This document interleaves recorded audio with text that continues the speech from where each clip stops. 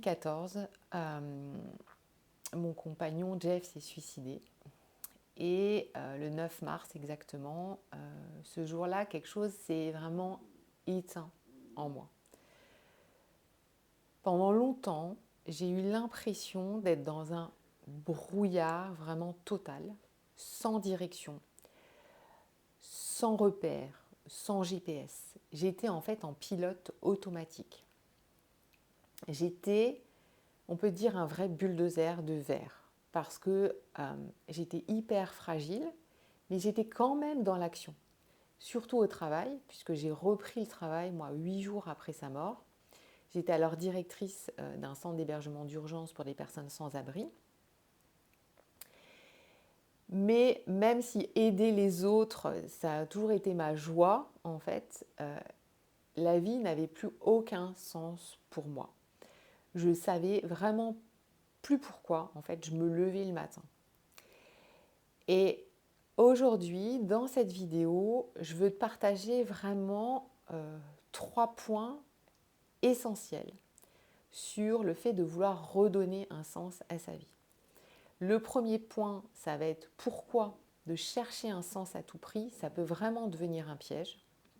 Le deuxième point que je vais te partager, c'est comment avancer quand on voit plus de direction.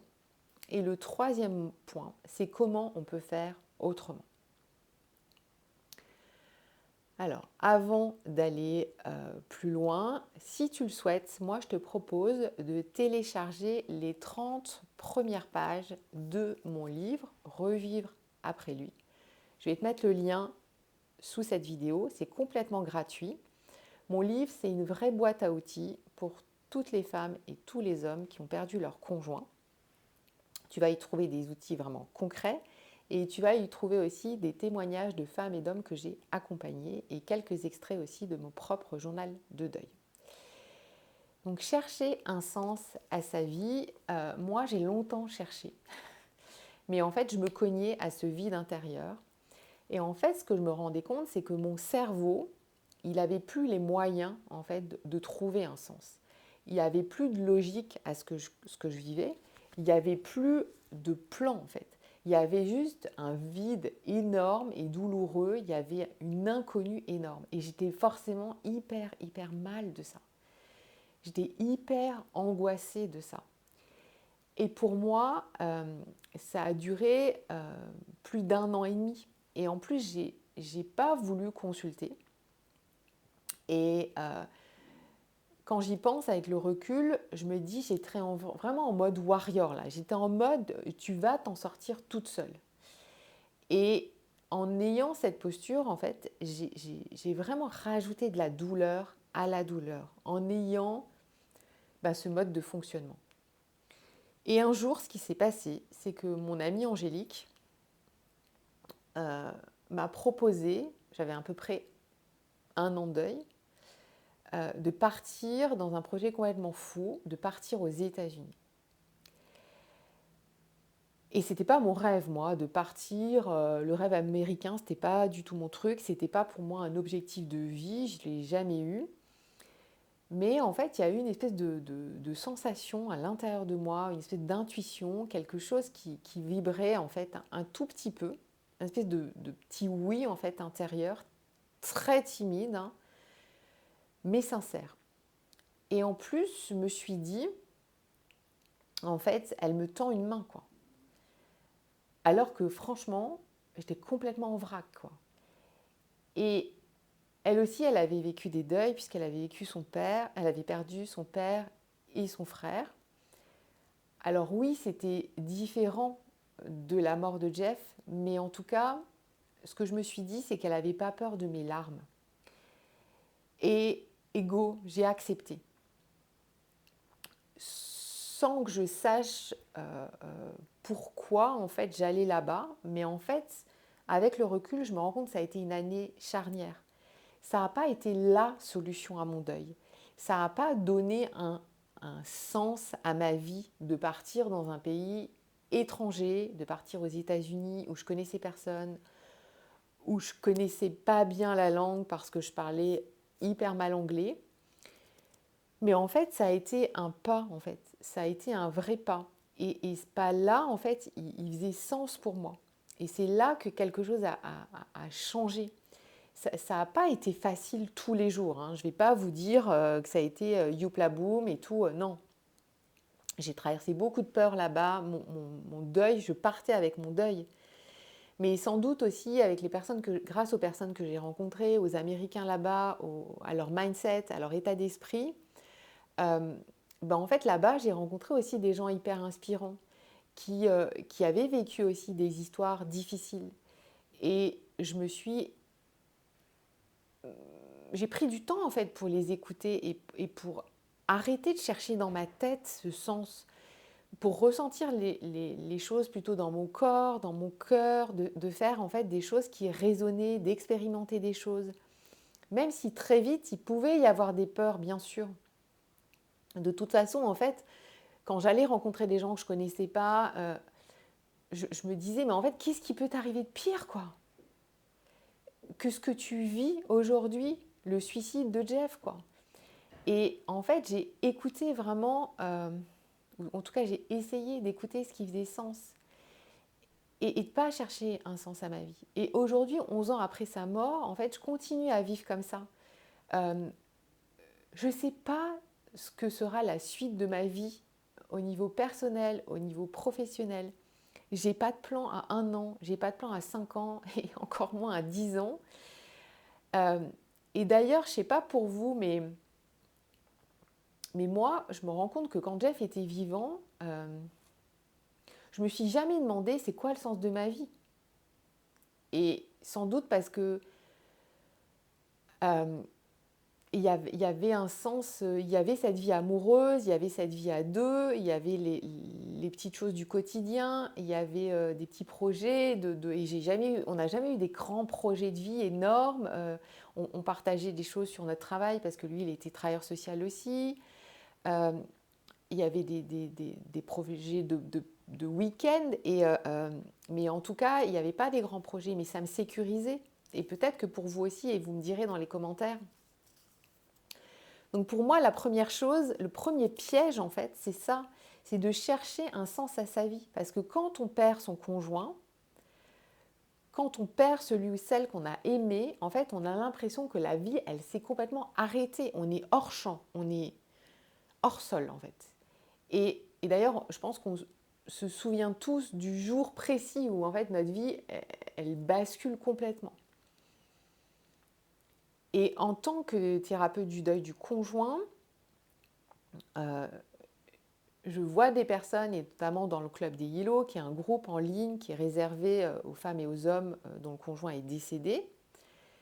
Tous, en fait, ils me disent, Rachel, il faut que je retrouve un sens à ma vie. Comment retrouver un sens à ma vie? Comment me reconstruire? Comment aller de l'avant? Et en fait, c'est humain. Et moi, je trouve ça vraiment beau et je trouve ça vraiment honorable, en fait. Euh, euh, Quand ils me disent, je suis complètement en ruine, mais moi, j'aime la vie, je veux continuer à avancer, mais je ne sais pas comment. Et d'ailleurs, c'est pour ça qu'ils embarquent dans mon groupe. C'est pour ça que les personnes embarquent aussi dans mes stages, dans mes programmes. Et c'est vrai que mon job, c'est de vous donner des outils, de vous connecter les uns aux autres, mais aussi de vous donner des outils concrets en fait pour cheminer, pour avancer, pour comprendre ce qui vous arrive et qu'il y a un vrai soutien, que vous sortiez d'une solitude entourée. Mais attention en fait, il peut y avoir une injonction violente parce que dans le deuil, on est souvent incapable de voir plus loin que le lendemain. Et c'est normal, ça fait partie du processus de deuil. Et ça, en fait, ça peut durer longtemps. Et je pense à une Yellow qui va se reconnaître sans doute, qui disait souvent dans le club, j'ai l'impression de monter une montagne avec des tongs. Et c'est un jour après l'autre. Et au fur et à mesure, en fait, elle disait, je m'équipe dans le club pour avoir une montée en fait plus douce. Je prends des bâtons de marche, maintenant j'ai des chaussures. Mais chercher un sens à sa vie, en fait, c'est trop gros, c'est une question qui est trop grande, qui est trop abstraite pour tout le monde, en fait. Et cette quête absolue là d'avenir, ça peut être un piège parce que on attend une espèce de réponse magique, on attend un gros truc là, on attend un déclic qui ne viendra pas. Et en fait, ça met encore plus mal. Et il y a d'ailleurs une pression, et ça m'énerve, une pression de la société qui dit qu'il faudrait que dans nos vies, on fasse des trucs de fou, quoi, des trucs incroyables. Mais tu sais, moi, je ne monte pas l'Everest là tous les jours, quoi. Hein. C'est pas ça la vie, quoi.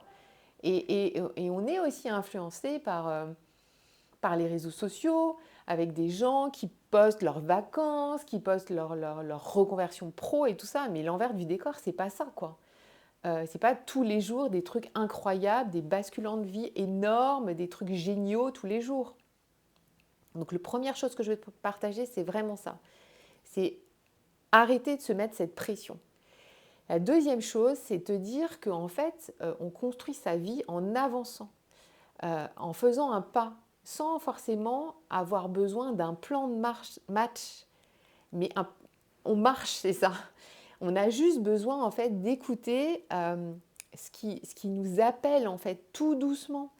Et ça peut être un pas après l'autre. Et un jour, quand tu regardes derrière toi, tu vois le chemin et tu vas voir que tous ces petits pas en fait ont formé un chemin. Et ce chemin, c'est le tien. Et moi, je ne te dis pas de partir aux États-Unis, ça a été mon chemin, mais il y a autant de chemins que de personnes endeuillées. Un chemin où la vie, elle a recommencé à circuler, un chemin où l'amour, elle continue d'exister autrement. Donc c'est vraiment d'aller tout doucement et d'aller faire des choses qui font sens pour toi.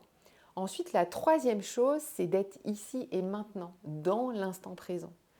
On a tendance à être beaucoup dans le passé, beaucoup dans l'avenir, mais en fait, la troisième voie, la voie plus douce, c'est aujourd'hui, maintenant.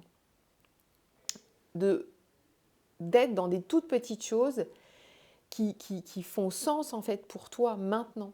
Et faire ce qui fait sens, c'est des choses très très simples. Hein. C'est écouter peut-être le chant d'un oiseau, c'est écouter ce qui fait du bien, ça peut être d'écouter ce qui te fait, je sais pas, le soleil, tu es dans ta véranda, tu as le soleil sur toi. Ça peut être d'aller marcher, ça peut être de peindre, ça peut être de lire, ça peut peut-être aujourd'hui juste de pleurer. Et c'est ok aussi comme ça. De dire oui à une proposition, d'une invitation, même si on ne sait pas trop comment les choses elles vont se passer. C'est ça pour moi le chemin après un deuil du conjoint. C'est pas une transformation hyper rapide, c'est pas une reconstruction rapide, mais c'est une suite comme ça de petits pas portés par quelque chose qui fait sens pour toi, dans ton corps, qui fait sens dans ton cœur en fait.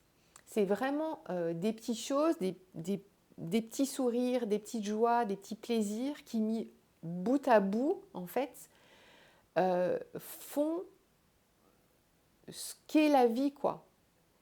Et le sous-titre de mon livre, c'est comment retrouver la joie après la mort de son conjoint. C'est pas obligé que ce soit la joie tout de suite, bien sûr que c'est pas la joie tout de suite.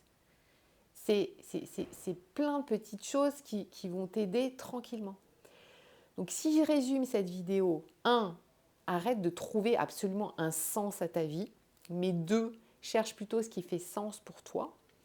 Et troisièmement, comme tu peux bien sûr avec beaucoup de douceur, reviens à ici maintenant. Qu'est-ce que tu peux faire ici et maintenant, à l'instant présent? Tu peux liker cette vidéo si elle fait sens pour toi et t'abonner aussi à ma chaîne YouTube. Comme ça, jeudi prochain, tu auras une notification quand la vidéo sera en ligne. Et moi, il ne me reste plus qu'à t'envoyer plein de lumière et à te retrouver la semaine prochaine. Bye!